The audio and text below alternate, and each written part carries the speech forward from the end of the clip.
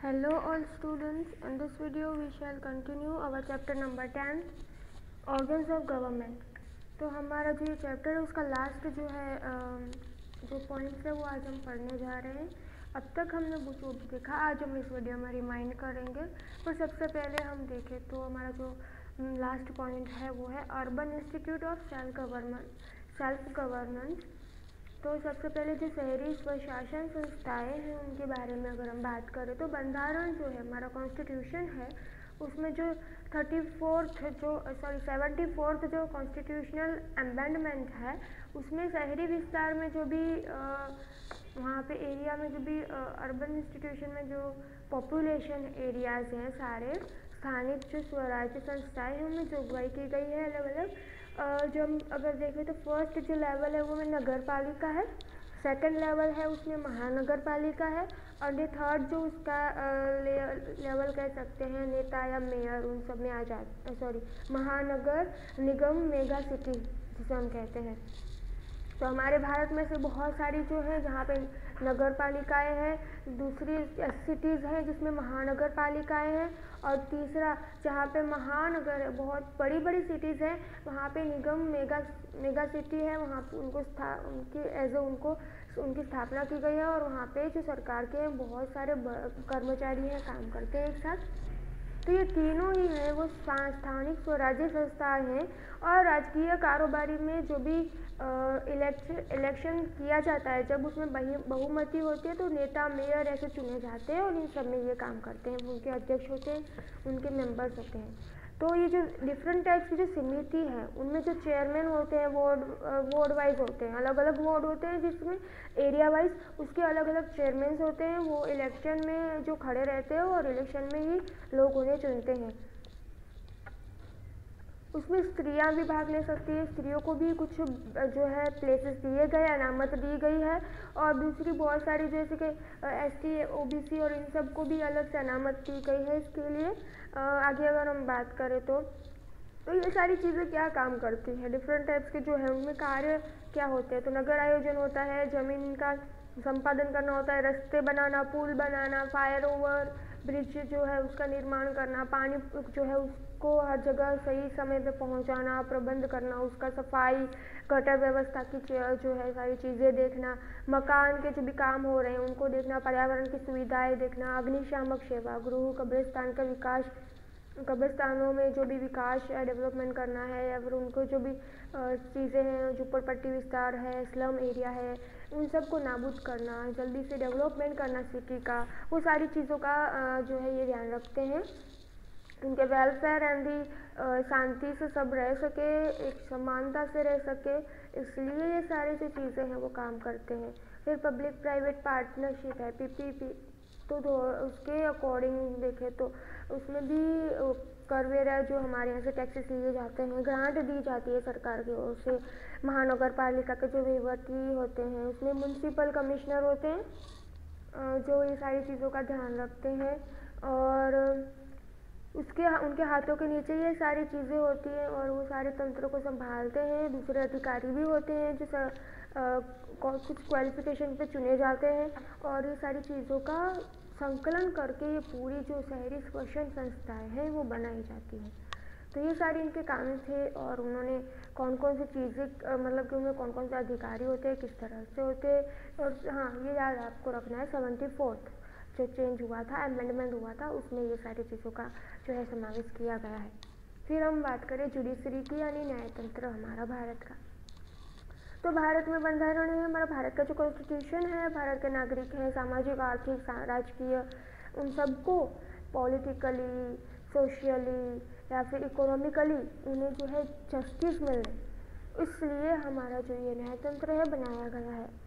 तो इसके विकास के लिए मतलब कि सब लोगों को समान तक मिले विकास की और इक्वल अपॉर्चुनिटीज़ मिले और समान व्यवहार द्वारा जो शोषित विहीन जो न्याय समाज की रचना करना चाहते हैं, शोषण ना हो जहाँ पे, ऐसे समाज की रचना करना चाहता है।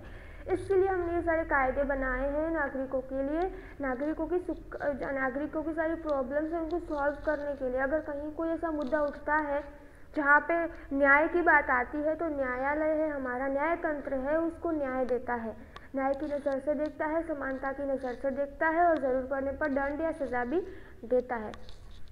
तो देश का जो बंधारण है उसमें अगर देखें तो देश का मूलभूत कानून है, लॉ है हमारा, और देश में शासन बंधारण के अनुसार ही ये सारी न्यायतंत्र कार्य करता है। देश के कायदों का बंधारण है वो सुसंगत है, उसके साथ सब जुड़ा हुआ है और उन सारी चीज़ों का न्यायतंत्र देखरेख करता है। कायदों का किस तरह से पालन हो रहा है, नहीं हो रहा है, कैसे न्याय मिलना है, नहीं मिलना है, ये सारी चीज़ों का ध्यान न्यायतंत्र रखता है। तो अगर हम देखें तो इनमें बहुत सारी चीज़ों का समावेश होता है, जैसे कि केंद्र के बीच में जो है सत्ता और कार्यों का विभाजन कर दिया जाता है। डिफरेंट टाइप के जो घटक है, राज्य है, केंद्र है, सरकार है, खुद के निर्धारित कार्य क्षेत्रों में रहकर काम करते हैं और एक दूसरे के काम में दखलगिरी नहीं करते हैं। या न्यायतंत्र खुद का काम खुद ही करता है। केंद्र सरकार और घटक राज्य हैं दूसरे जो भी, उनमें तकरार मतभेद ऐसा कुछ भी होता है तो उसका निवारण करना है। फिर पहले डिस्ट्रिक्ट जो है कोर्ट होता है, फिर हाई कोर्ट होता है, फिर सुप्रीम कोर्ट होता है। हमने आगे देखा था वैसे ही अलग अलग जो है अगर हमें डिस्ट्रिक्ट में हम केस डिस्ट्रिक्ट कोर्ट में हम अपना केस डालते हैं, वहाँ पे हमें न्याय नहीं मिला तो हम हाई कोर्ट में अपील कर सकते हैं। हाई कोर्ट में कुछ नहीं हुआ तो हम सुप्रीम कोर्ट तक भी जा सकते हैं और वहाँ पे हमें न्याय मिलता है। तो ये सारी चीज़ें एक दूसरे से जुड़ी हुई है। न्यायतंत्र एक सूत्री और सड़ंग और रेखीय व्यवस्था तंत्र है। तो और उसके जो अगर हम देखें तो अदालत राज्य में बड़ी अदालत होती है, राज्य के स्तर पर वाली फौजदारी अदालत, बहुत सारी चीज़ें, बहुत सारे कोर्ट होते हैं। यहाँ पे सिविल कोर्ट है, क्रिमिनल कोर्ट है, ट्रायल कोर्ट है। तो ये सारे आपको याद रखने हैं कि कौन कौन से कोर्ट है, किस तरह से ये व्यवस्था पूरी काम करती है, इस तरह से जुड़े हुए हैं। न्यायतंत्र विषय जो न्यायतंत्र है हमारा, उसके बारे में हम आगे के चैप्टर में पढ़ेंगे। तो हमारा ये चैप्टर है ये भी कंप्लीट होता है। पर एक बार फिर से आपको ये सारी चीज़ें रिमाइंड करनी है।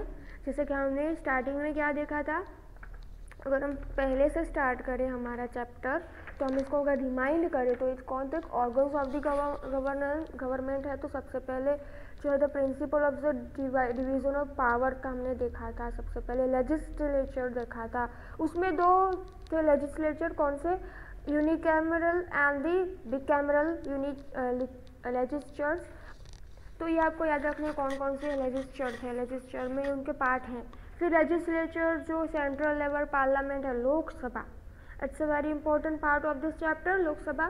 Qualification of membership of Lok Sabha क्या है। फिर दूसरा है राज्यसभा। तो राज्यसभा यानी कि upper house of the parliament, Lok Sabha है वो कौन सा है, लोअर जो है हाउस है वो पार्लियामेंट का है, आपको ये भी याद रखना है। Qualification of member of Rajya Sabha क्या है। फिर स्पीकर ऑफ लोकसभा, फिर कास्टिंग वोट क्या है, फिर when can bill become an act, इसकी प्रोसेस भी आपको एग्जाम में पूछ सकते हैं। Procedure of an act from bill, ordinary bill, non fictional, तो ये भी इसकी प्रोसीजर आपको मैंने बताई थी, वो आपको याद रखनी है। उसके बाद अगर हम देखें तो legislature at the state level पे कैसे काम करती है लेजिस्लेचर। लेजिस्लेटिव असेंबली होती है, लेजिस्लेटिव काउंसिल होती है। Qualification for membership of the state legislatures, और इसमें टाइम पीरियड दिया जाता है। फिर एक्सिक्यूटिव्स है जो हमने देखी थी सारी, तो एक्सिक्यूटिव वहीवटी क्या तंत्र काम करता है। फिर हमने डिफरेंट ओहदे देखे थे, प्रेसिडेंट, उसकी क्वालिफिकेशन, उसके fundamentals and functions and powers, फिर वाइस प्रेसिडेंट, प्राइम मिनिस्टर, फिर स्टेट के अगर अकॉर्डिंग हमने स्टेट ये सारी थी हमारे पूरे भारत की थी। अब हम स्टेट के लेवल पे देखें तो गवर्नर है, उसकी क्वालिफिकेशन क्या है, चीफ मिनिस्टर है, काउंसिल है, काउंसिल ऑफ मिनिस्टर है। फिर एडमिनिस्ट्रेटिव सिस्टम में क्या है, तो एडमिनिस्ट्रेटिव एक्सिक्यूटिव कैसे काम करती है, governor at the local level कैसे काम करता है, और लास्ट में इम्पोर्टेंट है 3 tyre structure of the Panchayati Raj, is the very important. और इसमें इंस्टीट्यूशन थे local self governments of the rural area. फिर हमने पूरा इंडिया कॉन्स्टिट्यूशन का जो स्ट्रक्चर देखा था वो आपको याद रखना है। और लास्ट में urban institute of self governance and the judiciary. तो ये सारा पूरा चैप्टर बहुत ज़्यादा इंपॉर्टेंट है, ये आपको बार बार रिमाइंड करना है। आपको इसकी एक्सरसाइज आपकी बुक में लिखनी है और इसमें जो भी मेन पॉइंट हैं वो सारे क्वेश्चन में कवर हो जाते हैं। तो you have to remind this all. आप जब भी लिख रहे हो क्वेश्चन तो आप उन सारी चीज़ों को अपने माइंड में रिमाइंड करते रहिएगा, जिस वजह से आपको ये सारी चीज़ों में जब आप आंसर लिख रहे हो तो आंसर के साथ ही आपको जो है रिमाइंड हो जाए। तो हमारे जो चैप्टर है यहीं पे कंप्लीट होता है। नेक्स्ट चैप्टर हम नेक्स्ट वीडियो में देखेंगे। तब तक के लिए have a nice day. Thank you and take care.